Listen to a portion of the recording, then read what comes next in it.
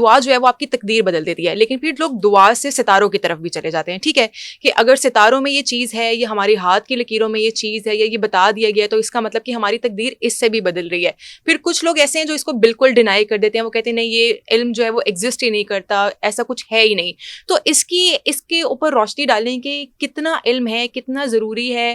اگر واقعی دعا تقدیر بدل سکتی ہے تو پھر ہم ستاروں کے پیچھے کیوں بھاگتے ہیں؟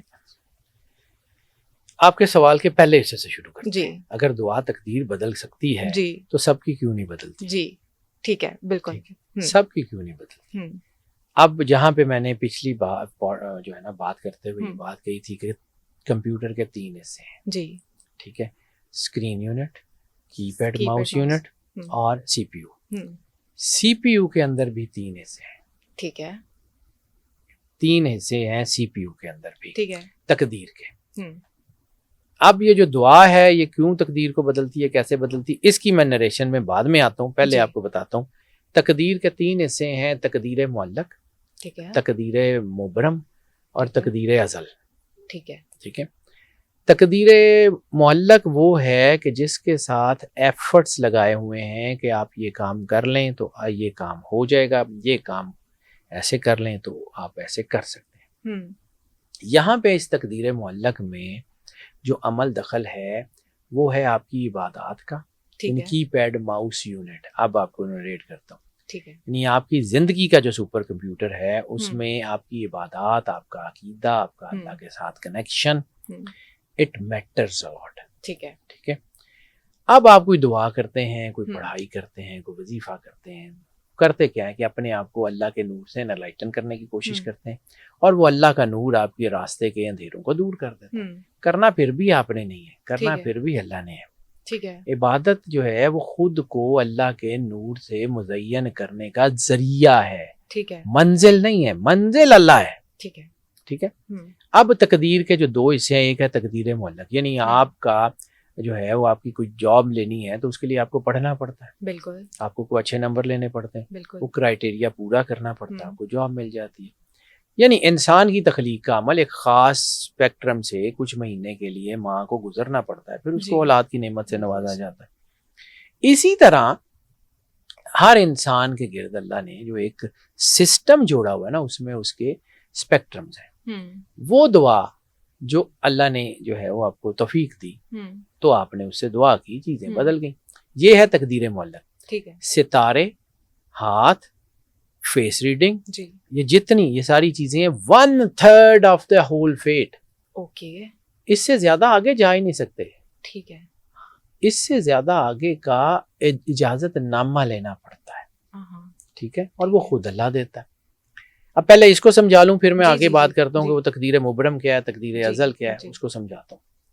تقدیر معلق جو ہے وہ یہ ہے کہ اللہ نے آپ کی تقدیر میں کچھ لکھ دیا, اور لکھ دیا کہ فلاں جگہ پہ آپ کا رزق ہے, آپ نے اس کی کوشش کی, وہاں پہنچ گیا, رزق مل گیا, آپ نے اس کو یوٹیلائز کر لیا. ٹھیک ہے, اللہ کوئی کام آدھا ادھورا کرتا نہیں ہے. یہ اللہ کی شان کے خلاف ہے کہ اس نے آدھے ادھورے کام کیے ہوں. اللہ کوئی کام ایسا کرتا نہیں ہے کہ اس نے بلا وجہ بنا دیا ہو, اس کے پیچھے پرپز ہے. اللہ کہتا ہے کہ جو اس نے بہت جو ہے وہ دیکھنے والا جو ہے وہ سنبھالنے والا ہے, جو ہے وہ وسیع ہے, وہ جو ہے وہ پوری کائنات کو اس نے احاطہ کیا ہوا ہے. تو پوری کائنات اس کے احاطے میں ہے, تو اس کا مطلب ہے کہ اللہ کی کیلکولیشن بھی کمپلیٹ اینڈ کمپریہنسو ہے. اگر وہ خود کمپریہنسو ہے, کمپلیٹ ہے, تو پھر یہ تقدیر بھی کمپریہنسو ہے. اس میں ہر چیز کے ایفرٹس لکھے ہوں گے. جس طرح آپ کمپیوٹر پہ کام کرتے ہیں, کمپیوٹر لینگویج لکھتے ہیں, اس میں آپ نے ایفس لگائے ہوتے ہیں, سیمیکولن اینڈ ایف, کہ if this then this, if this and this. جب آپ فارمولاز ایوالو کرتے ہیں کمپیوٹر کی جو ہے وہ اس کی جو ہے وہ آپ اس کی لینگویج میں, تو پھر اس میں آپ سارے ایفس, اللہ نے بھی آپ کی تقدیر میں ایفس لگائے ہوئے, تو وہ دعا اس کے لیے کوشش کرتی ہے. ستارے اس کے لیے راستہ دیتے ہیں. ٹھیک ہے, یہ ستارے بلا وجہ نہیں ہیں, یہ دوڑ رہے ہیں تو یہ بتا رہے ہیں. ہاں, ہمارے ہاں کنفیوژن یہ ہوتی ہے کہ جب ہم ہر چیز کو دین میں داخل کر دیتے ہیں. جی, اب اگر یہی چیز ہے غیب کا علم, تو بیٹا جب ڈاکٹر الٹرا ساؤنڈ ریز کے ساتھ آپ کے جسم میں ہونے والی چینجز کو سامنے پردہ اسکرین پہ لا دیتا ہے, اس وقت تو آپ کے ذہن میں یہ نہیں آتا کہ یہ غیب ہے. جس وقت آپ کو جو ہے وہ ڈاکٹرز آپ کی رپورٹس دیکھتے ہیں کہ جی آپ کی بیماری اس لیول کے اوپر ہے, یہ کنڈیشن ہے, ایسی صورت میں آپ جو ہے وہ سروائیو نہیں کر سکتے، اس وقت تو آپ ڈاکٹر کو کہتے ہیں کہ تو عالم الغیب ہے. پھر آپ یہ روز، یہ ہمارے ہاتھ میں ہے نا فون، اس پہ روز صبح اٹھ کے دیکھتے ہیں کہ آج کا ہائیسٹ ٹیمپریچر یہ ہوگا، لوئسٹ یہ ہوگا، اور جو ہے وہ اگلے مہینے میں یہ ہوگا، ہم نے فلاں جگہ پہ جانا ہے تو فلاں جگہ کے موسم کیا ہوگا، وہاں پہ بارش ہو سکتی ہے نہیں ہو سکتی. ہم سارا کچھ پڑھتے ہیں نا. اس کو کیوں نہیں کہتے یہ علم غیب ہے؟ کیونکہ ہمیں یہ یقین ہے کہ دس از پیور سائنس. اب ہمیں جو چیز سمجھ نہیں آتی ہم اس کے اوپر کیڑے نکالتے ہیں. ہر انسان کے اندر یہ ہوتا ہے کہ جو ہمیں نہیں نہ آتا وہ ہے ہی نہیں. چمگادڑ کو اگر سورج نظر نہیں آتا تو چمگادڑ جو ہے وہ اس کا مطلب ہے کہ اس کا ایکسپیرینس نہیں ہے سورج سے. تو اس کا یہ مطلب تو نہیں ہے کہ سورج ہے ہی نہیں. اب اگر چمگادڑ کو آپ کہیں کہ سورج کے اوپر آپ نے 250 ورڈز کا ایسے لکھنا ہے تو وہ لکھ لے گی، اس کے فرشتوں کو بھی نہیں پتا.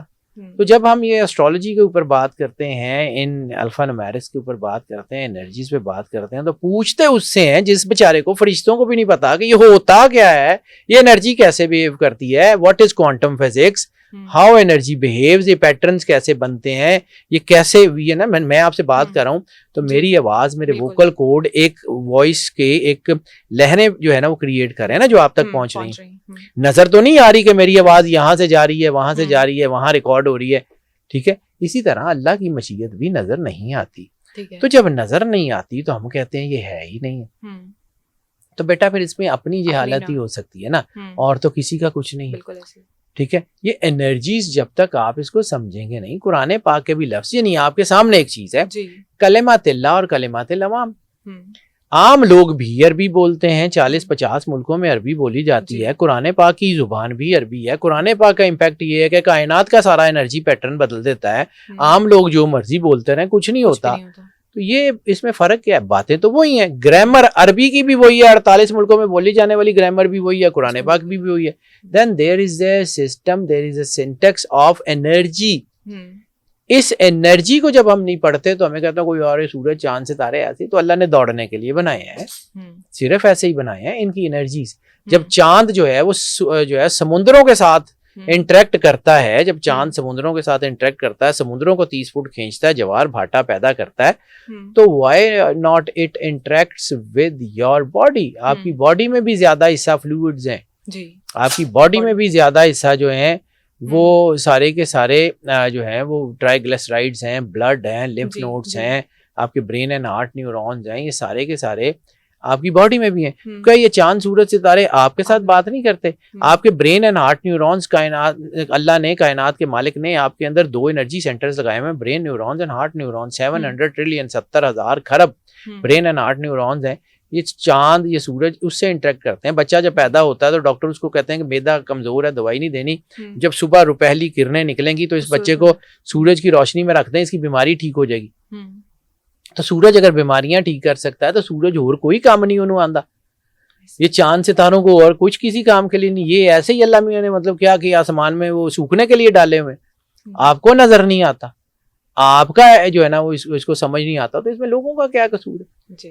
ٹھیک ہے، اب آ جاتے ہیں تقدیر. ٹھیک ہے، اب آ جاتے ہیں جو تقدیر معلق ہے، اس میں یہ آپشنز ہیں، اسے ہم چیک کرتے ہیں. اس کے بعد اس کی ریمیڈی قرآنک الفا نمیرک سے دی جاتی ہے. ٹھیک ہے، یعنی آپ ڈاکٹر کے الٹرا ساؤنڈ سے کروا لیں سورج چاند ستاروں سے. اللہ کہتا ہے ہم نے تمہاری تقدیر تمہارے ہاتھ میں رکھ دی. آیت کا ایک مفہوم کیا یہ نہیں ہو سکتا، کیونکہ اس کا ترجمہ لوگ کرتے ہیں لیس الانسان الا ما سعی، کہ جو کچھ جو ہے وہ کچھ کرے گا اس کے لیے وہی ہے. ٹھیک ہے، ہر بندہ، اگر میں آج کوشش کروں کہ میں ٹرمپ کو ہٹا کے امریکہ کا پریزیڈنٹ بن جاؤں، میں بن سکتا ہوں؟